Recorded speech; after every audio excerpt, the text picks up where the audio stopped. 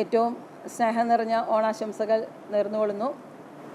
നമുക്കെല്ലാവർക്കും അറിയാവുന്ന പോലെ സാംസ്കാരിക തലസ്ഥാനമായ തൃശ്ശൂരിൻ്റെ തനത് കലയാണ്, തനത് സംസ്കാരമാണ് പുലിക്കളി എന്ന് പറയുന്നത്.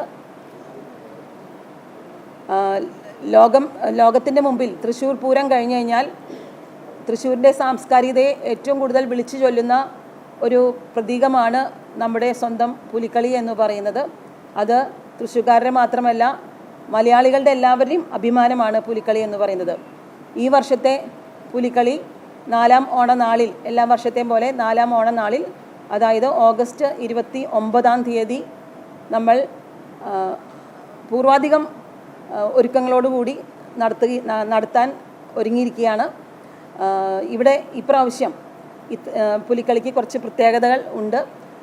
ഏകദേശം 8 മീറ്റിങ്ങുകൾ, മുന്നൊരുക്കമായിട്ടുള്ള മീറ്റിങ്ങുകൾ ഞങ്ങൾ നടത്തി കഴിഞ്ഞു.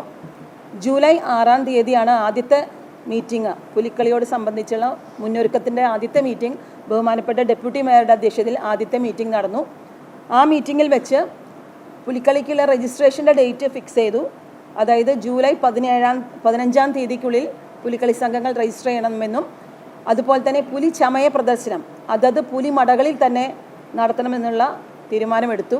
ഹരിതവണ്ടി വേണ്ട എന്നും 2 തരത്തിലുള്ള ടാബ്ലോകൾ, അതായത് പുരാതന ആശയം വെച്ചിട്ടുള്ള ടാബ്ലോ, അതുപോലെ തന്നെ സമകാലീന വിഷയം വെച്ചിട്ടുള്ള പുരാണ വിഷയം വെച്ചിട്ടുള്ള നിശ്ചല ദൃശ്യവും, അതുപോലെ തന്നെ സമകാലീന വിഷയം വെച്ചുള്ള നിശ്ചല ദൃശ്യം, അങ്ങനെ 2 നിശ്ചല ദൃശ്യങ്ങളും തീരുമാനിച്ചു.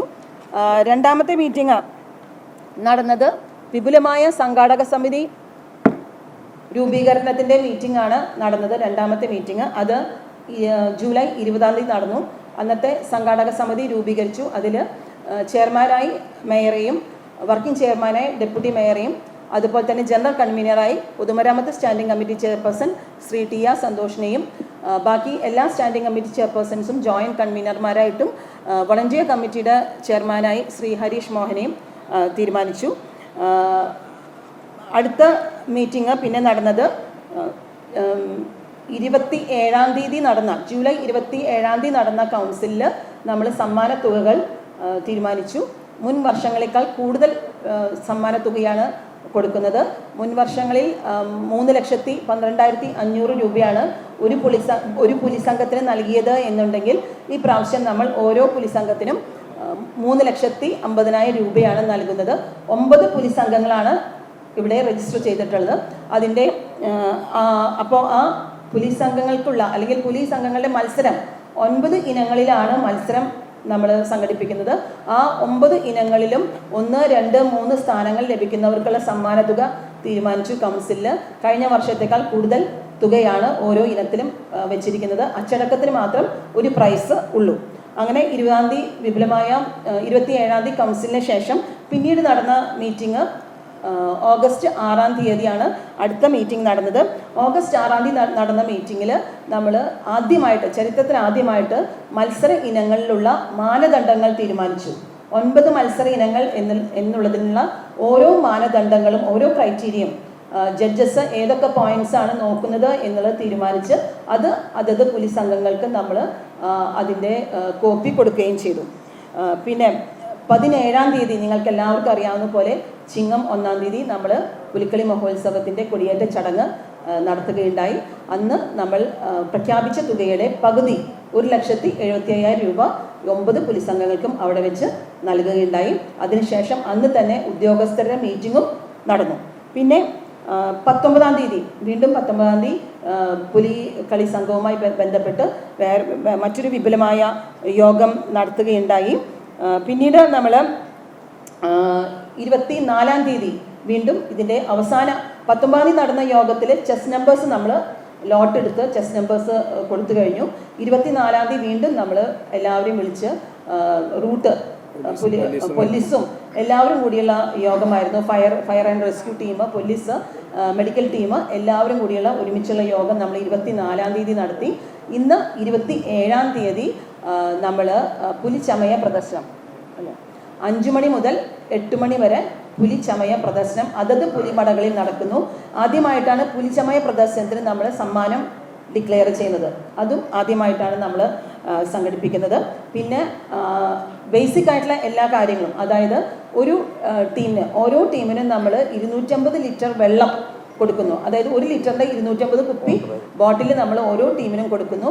അതിനോടൊപ്പം പെയിൻറ്റ് മാച്ച് കളയാനുള്ള, ചായം മാച്ച് കളയാനുള്ള മണ്ണെണ്ണ, കെറോസിൻ ഓരോ ടീമിനും 120 ലിറ്റർ നമ്മൾ കൊടുക്കുന്നു. അതിൻ്റെ മുന്നൊരുക്കമായിട്ട് നമ്മൾ ഈ പുലിക്കളി കടന്നു വരുന്ന പ്രദേശങ്ങളിൽ, അതായത് 6 ടീമാണ് MG റോഡ് വഴി കടന്നു വരുന്നത്.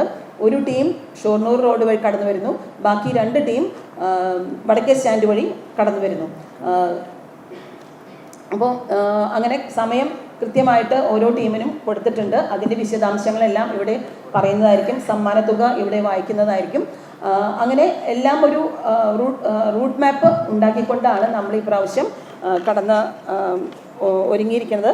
മറ്റൊരു പ്രത്യേകത, നമ്മൾ വേൾഡ് ഗിന്നസ് റെക്കോർഡിൽ കൊണ്ടുവരാനുള്ള ശ്രമങ്ങളുടെ ആരംഭമായി.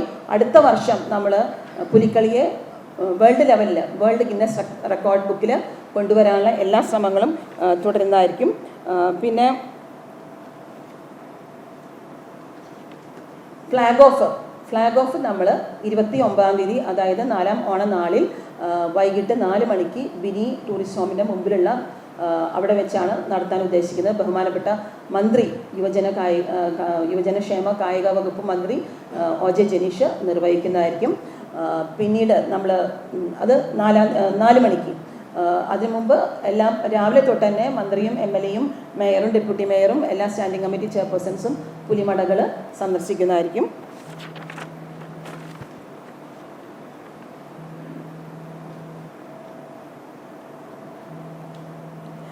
പിന്നെ ഒരുക്കങ്ങളെക്കുറിച്ച് പറയുമ്പോൾ ഓരോ ടീമിനും നമ്മൾ 100 ബാഡ്ജാണ് കൊടുക്കുന്നത്. പിന്നെ ബാഡ്ജുകൾ നമ്മൾ ഒഫീഷ്യൽസിനും അതുപോലെ തന്നെ കൗൺസിലേഴ്സിനും പോലീസിനും മീഡിയാസിനും VIPസിനും ബാഡ്ജ് കൊടുക്കുന്നതായിരിക്കും. ടീം അംഗങ്ങൾക്ക് ഗാലറി സജ്ജീകരിച്ചിട്ടുണ്ട്.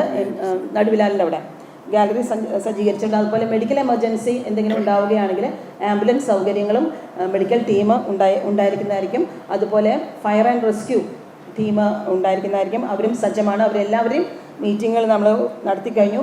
ഫയറിൻ്റെ ഹൈഡ്രൻറ്റ് സംവിധാനം, അതും പെട്ടെന്നൊരു തീപിടുത്തമുണ്ടായാൽ അതിനുള്ള സംവിധാനങ്ങൾ നമ്മൾ ഒരുക്കിയിട്ടുണ്ട്.